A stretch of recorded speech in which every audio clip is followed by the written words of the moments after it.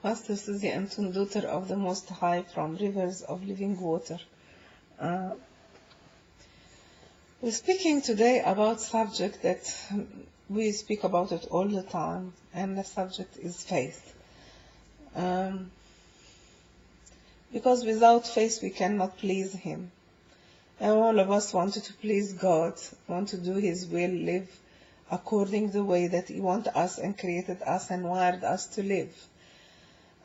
To my amazement, I'm just facing some difficult times in this period of my life, and as I put a great faith into that event and these circumstances, and I was believing that God will see and hear and do what I put my faith in. But unfortunately, it didn't go the way that was expected. God has a reason and probably has a good reason. But see here, I had a little bit of difficulty over the years with the subject of faith since I was younger, on my teenagers. Yeah, I put all my faith in God for some of the loved one in my family member, and I didn't see the breakthrough that was expected again.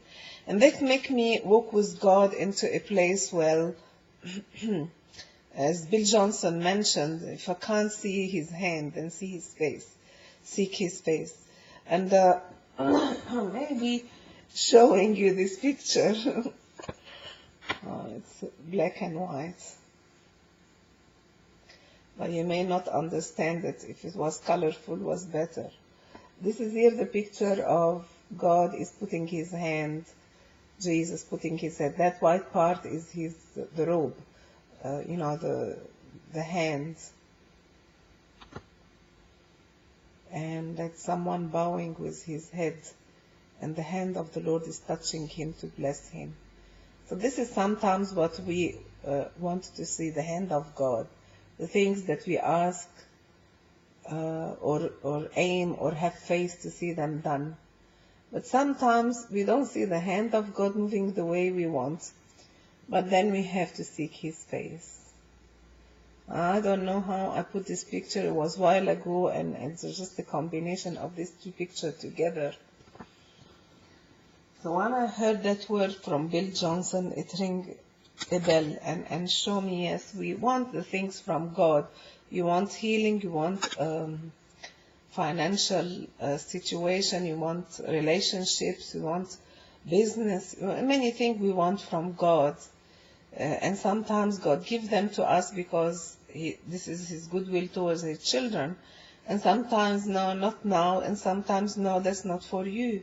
And we do not agree most of the time about the decision of God. So sometimes the hand of God is what we want. But for me, from young age, I learned to seek His face. Even with this event of my member of the family was seeking God for his life, I didn't see the breakthrough I expected, but I decided, no, I love God and I walk with Him anyway. That was my decision at the time, and I never regret it.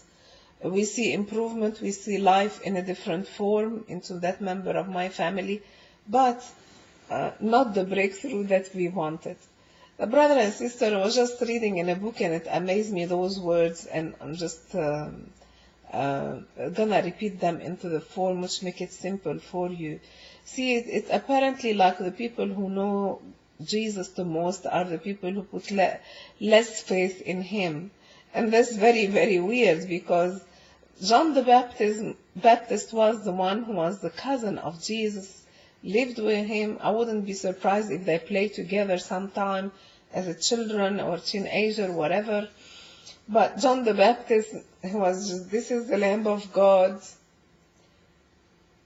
to take the sin of the world. He had that revelation, and you see the dove, and you see the heaven open, and the voice of Almighty, the Father, speaking over him. And then he came to the time and sent his disciple.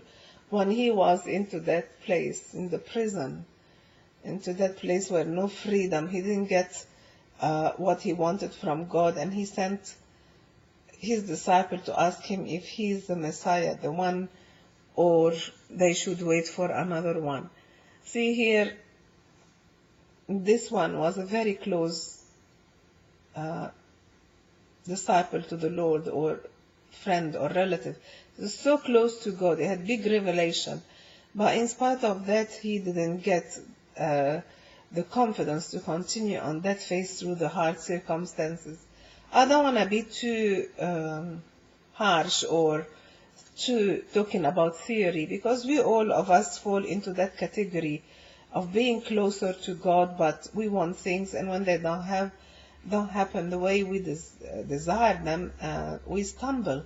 So John the Baptist and his story, maybe it's written for you and me. When we pass on those situations, we know that there is a grace and there is an honor, even with the lack of, we didn't get what we expected from God. Brother and sister, it shocked me the level of faith was into those two foreigners. You know, the centurion was a foreigner man, was a goyim. He was a Gentile. He was not a Jew. And Jesus was astonished of the greatness of his faith, and he spoke about it, as well as the woman, the Canaanite, who wanted the healing of her daughter. And Jesus said that it's not good to get the bread of the children and throw it to the dogs. You know, it's just like too hurting, the answer of the master. I'm not saying sometimes he can hurt us with words, but he did that on that event with this woman. And she was a Gentile, again, Goyim. She was not a child of the same faith as the Jews. So I don't know what she received that faith from, but those people who are very far, outside even the realm of God, they are not, they put their faith in Him, and they show that greatness of faith, and God honored that. When those people who opened the ceiling and they put down that guy, the paralytic man, before Jesus, you know, I just admire them, because they had such faith, such courage, such fighter spirit. They're not going to give up, you know. They went there to the conference or to the meeting, and Jesus was too busy. He was inaccessible because it's too much crowd. But they shut the heaven, you know, rent the heaven, rent the ceiling, and reach God, and took their miracle from Him. Here, Jesus was demonstrating that there is authority over sickness and disease, but there is authority always also for forgiveness of sin. And He passed that authority to us, that we can forgive people for their sins, so the healing will automatically follow. They are forgiven. And this authority, if you read the verse, it's the authority given. You may see, yeah, it was given to the disciple and given to the priest after that, but that's not what God meant. We have an authority to bind and loose people from their sins, and bind them and loose them from the consequences of their sin. Brother and sister, if you look at the very close friends of Jesus, His disciple, you see the most favorite three, Peter, John, and James, you know, they were before the cross time, not by long time. They were with Him onto the mountain of transfiguration, and they have seen the law and the prophets together in one event. They saw the union of the law and the prophet, which will be the two witnesses of the end time into the book of Revelation. The one who was able to bring blood, you know, and to close the heaven from watering, you know, it's the same description of the work that done by Moses and by Elijah.